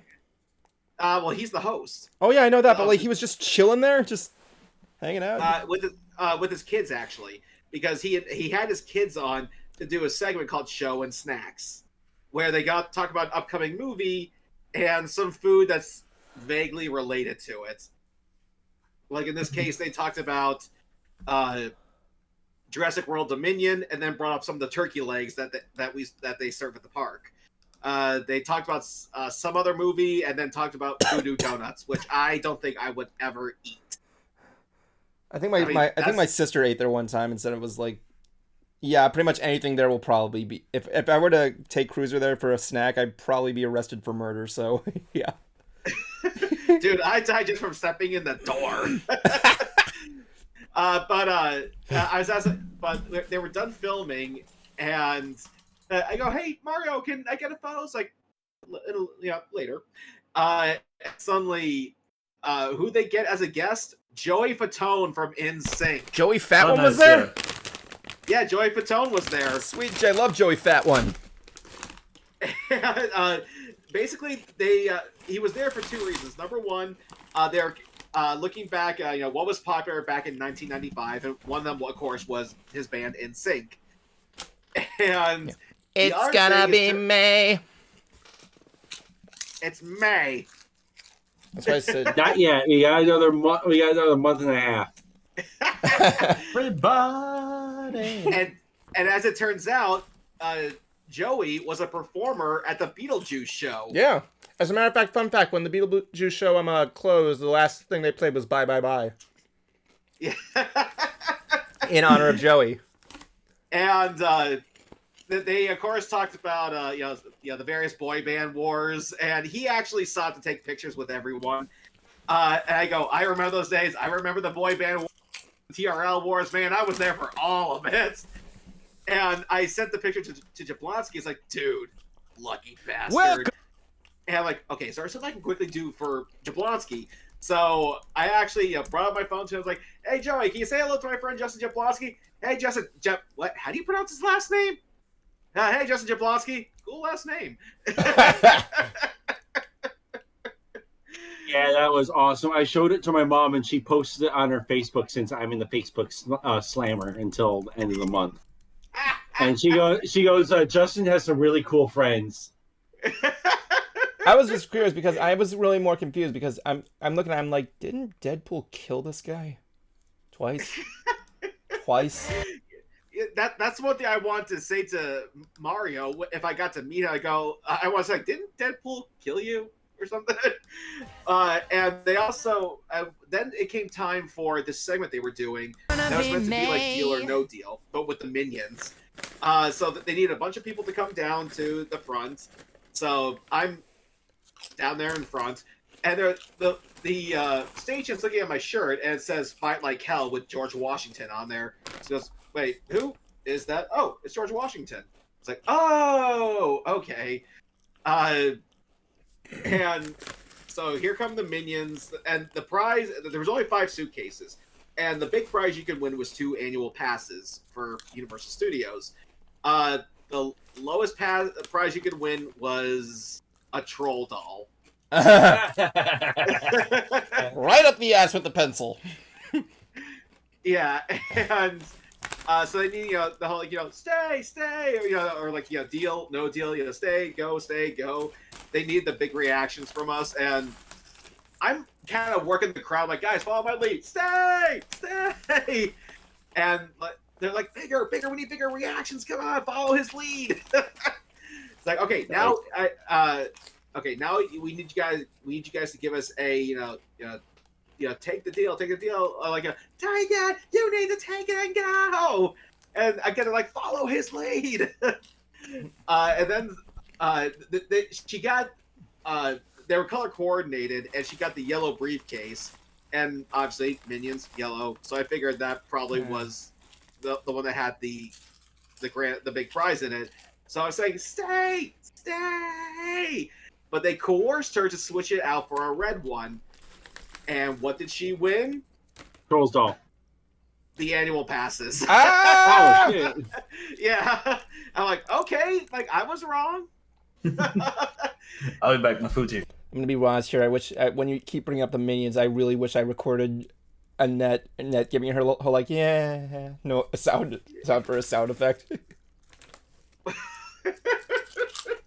Like fuck you! I'm excited for the new attraction that's coming. And then they were doing another segment on who had the better viral video, Mario or the other host, Kit. And so they gave us these sides. One side said Mario, the other said Kit. And they showed 2 videos. Mario had the better first one. And so make sure you hold those signs up and wave them. Again, look really enthusiastic. But I think who had the better one out of the 2 as a whole was Kit. Because her video was of a baby, mother, the mother's holding it. It's like, I love you. And the baby is like eyeballing her boobs, like, whoa. Okay. So Cruiser, what's the name of the show? I'm sorry, I blanked out. Access Hollywood. So if I go on Access Hollywood right now, Tuesday. Hollywood, and look up Universal Studios. Oh, it's the one result down. And what was the name of the game? Who had the most the viral video, the best viral video? Who had? Okay, I'm gonna go with Universal Studios viral video. I'm gonna look in the crowd. I'm gonna see some guy. I don't think it's. I can't find one. Wait, he's gone. I tried looking it up. I can't find any videos. I guess it hasn't been aired yet or something like that. No, I told you it airs on Tuesday. Oh, but yeah, this was the signs they gave us. Dude, fucking, they let you keep that, right? I asked, yeah. Okay, so like, dude, fire up that video recorder, man. Video recorder? What do you call recorders on DVRs? Fire up the DVR and and record that episode. Yeah, it'll probably just be on their website. Fucking do anything, man. But here's the thing: I asked Mario if he could sign my sign, and then so there he goes, yeah, just when we're done.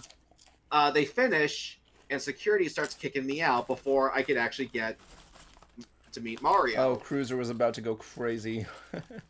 I said, like, what? Hey, he said I could. Sorry, we have to kick you out.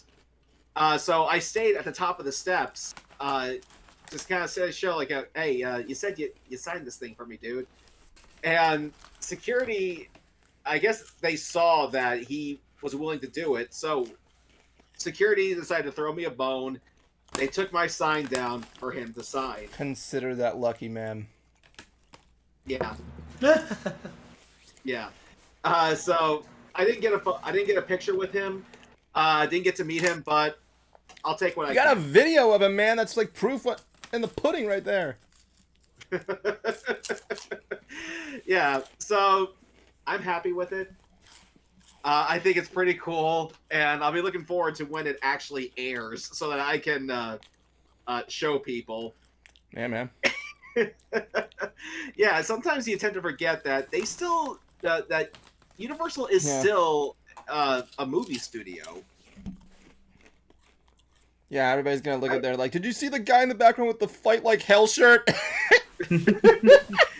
Well, here's the thing. I really hope you don't get bupped on that. I know what it was George Washington, but I'm really hoping you don't get bupped on that. I don't think I will, just because my lanyard and access, my annual pass was over my shirt. Oh, so yeah. I don't think they'll have to censor it. Okay, that's fine. But what was funny is that only like the first two rows actually had people, and there wasn't that many. There was like maybe 7 people on each row, so they had to keep the camera like really poised in on us and not show this huge chasm of empty seats. Yeah. Fill it in with the Cruiser, with Gaza Cruiser. It was a big crowd. It was very big, Yeah, and like, and even the director's like, "Thank you so much. Okay, those reactions were good." And like, by saying to thank me, you could let me just meet Mario, get a photo with him, have him sign this for me. That's all I'm asking for. Well, you and like everybody was gone too. Yeah, I got the autograph, so mission accomplished. Yeah, and plus when the episode airs, I can take a screen cap and say, "Yeah, I have a prop from Access Hollywood."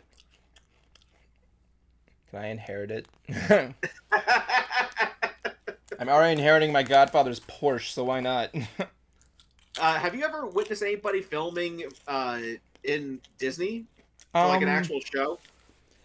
With Disney, they do that, but it's like either during the day in another park. Mostly it's in Epcot because there's plenty of space there. But if they film anything at Disney, it's usually early in the morning. I have seen them film. Okay. Like there's even some weddings when they have weddings in there. They have to. You can have weddings at the Magic Kingdom where they can like parade you down in like the Cinderella chariot, which is really cool. But they usually do it in the morning or at night. It's really just for some privacy stuff, because it's a theme park. It's one of the biggest theme parks in America. They need to get people in. They don't want to get delay time. You know what I'm saying?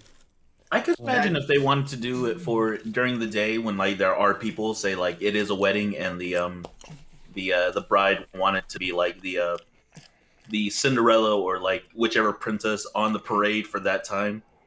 Just like be like, how much would that cost? Is all I'm thinking. Just like in general. Well, they used to. I don't really know, but I know they used to do a thing where they choose the kid and they like help open the park in the morning. There's a video my dad shows me about this family. Let's face it, there are lots of videos online of families talking about going to Disney World, whether they plan the trip. And this family with their 2 kids like plan their trip and everything there, and they even get a shot of Snow White opening the park, and the little girl looking out the window at the crowd with Snow White next to her. It's so cute. But in terms of that, there was a they do the family of the day thing. I don't know whether or not it's randomly chosen or like they pay for it. It's like whatever. I mean, I was in a Disney parade one time. I do know that an episode of Boy Meets World was filmed there. Oh yeah, isn't that the one where they sleep in Splash Mountain? Yeah, that's all I remember from that. If you want a decent discussion review of shows that have been filmed in Walt Disney, check out Some Jerks with a Camera's video about that. Oh, yeah, there's been a Because lot. he does a few episodes of talking about shows that were filmed at Disney World. Well, the thing I hate Orlando. the thing with there's like that famous Full House episode. There's some modern day stuff that's like on NBC, but like the thing that I hate is that like I'm sorry, ABC or Freeform as they call it now. But the thing is, like, I feel like every Disney special episode of like reality shows, such as like, you know, examples being like the Goldbergs or like Modern Family or whatever, the jokes are usually the same. One guy has a problem with the passes. He's stuck in guest relations for 3 hours. The other guy's waiting in long lines and it's not moving. The other person's trying to do something else. It's like, whatever. Okay, I just looked it up. So if you wanted to explore Disney World or no, Disneyland, the price for everything for like 4 hours inside after park hours, yeah, is about $50,000. Yeah, do you want to know what the big thing is? There's really nothing to see there. Like, they used to do this thing called the Cinderella Suite, where they choose a random little girl to stay in this private suite in the Cinderella Castle. I feel bad for that girl because she can't leave the room. She can't look outside. Because here's what happens. When Disney closes, they don't just... They have a third shift crew. They bring in everything. They bring in cranes. They bring in street polishers. They bring in, like, everything to make the park look beautiful the next morning. They like go all out. They really are dedicated to keeping it clean. It's really good stuff. Well, it's also a fantasy setting. I mean, regardless of any shade that I may throw at Disney, it's meant to look like a fantasy world. Universal is more about action, more or less. So with action, you're kind of allowed to be a little gritty.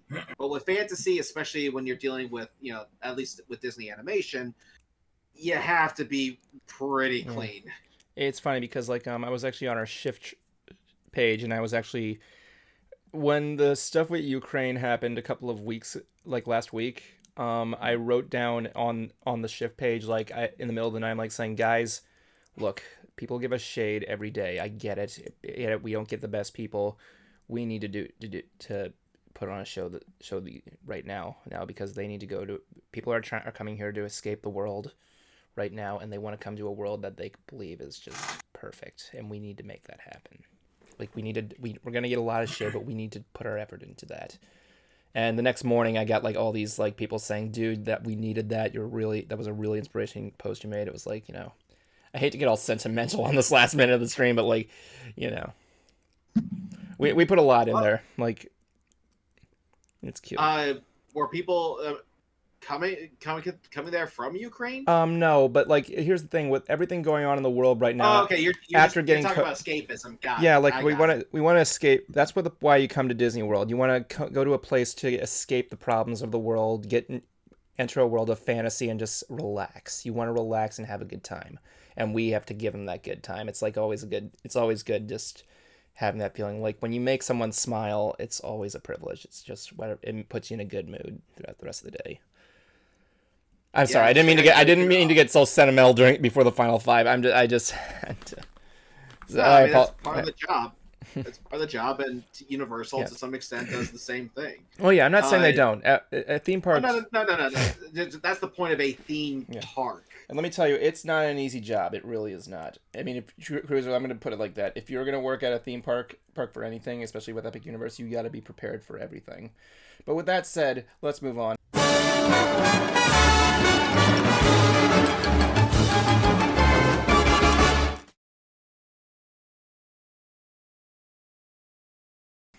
Welcome to the Final Five, everybody, where we have Final Five moments and Final Five things and the Final Five blah, blah, blah, blah, blah, blah. Ladies first, so we're going to begin with Kuma. Kuma, your time begins. And now. Yay. Okay. Yeah, still just doing D&D's things more and more, and I apologize to me and to Cruiser for not keeping up for like our whole Silent Tunes thing, but like still trying to think of more ideas on that. But also back onto the D&D thing. there's this one group I'm hoping that I have a spot in joining because like they're also hoping to make a Twitch thing of their game as well too. So later on, but either way, I hope like the people I met on there have been just pretty cool, and it's been fun talking more and more with other people about D&D. So I don't know. I'm still just in the whole creative mode of just making things up as I go along in D&D. Besides that, also keeping up with my own campaign as well too. But yeah, that'll be it. Time. All right. Next up would be the Blonsert Blueser. Your time begins now. All right. Evan has all the materials for the next episode of Hoof Rock, which Shoot is me. going to be what? Go on. Which is going to be the Friendship Game soundtrack. Once that's done, I can put work for The Legend of Everfree, and between those, I'm actually going to be doing little vlog uploads. Maybe perhaps even a little essay. Matter of fact, I'm going to be doing an essay, a pretty short one though, for why I think people love Anthros so much. I even talked about it with the man of cartoons himself, Saberspark, and he actually agreed with a lot of my points.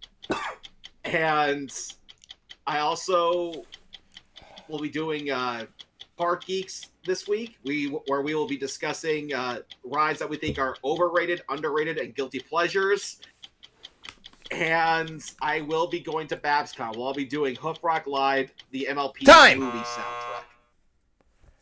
All right. Next up is Jablonski. Thank you very much. Your time begins now. Not much, just the usual crap. Shenanigans. You'll be playing with my 3D printer a little bit more. And yeah, that's about it. Remember, kids, check your motherfucking drugs. Oh, it only lasted 15 seconds, and everybody else so far lost time. Okay, my turn. All right. My time begins now. What more can be said? I'm hoping to get some stuff done with Hoof Rock. I got stuff for my dad. I got all kinds of stuff. I'm a busy guy. I'm a busy guy. Indeed. Oh my god, I feel like absolute garbage right now. This room got really hot. I think I gotta end it there. I'm sorry. Anyway, I'm gonna end this up and bring you on to Kuma's quote of the week. So thank you. I'll see you next week. I thought I had the word. Peace, love, and drywall.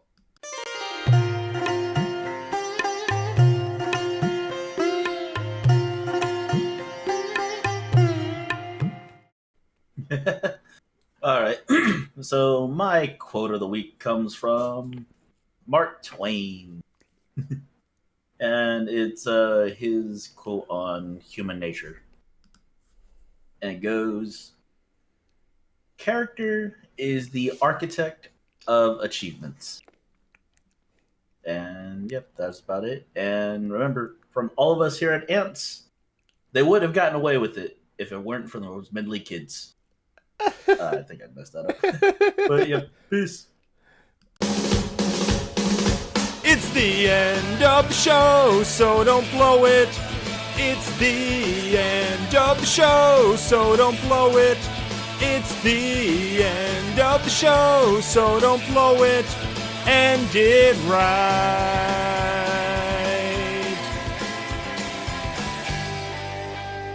My life is a bacon-wrapped hell on earth.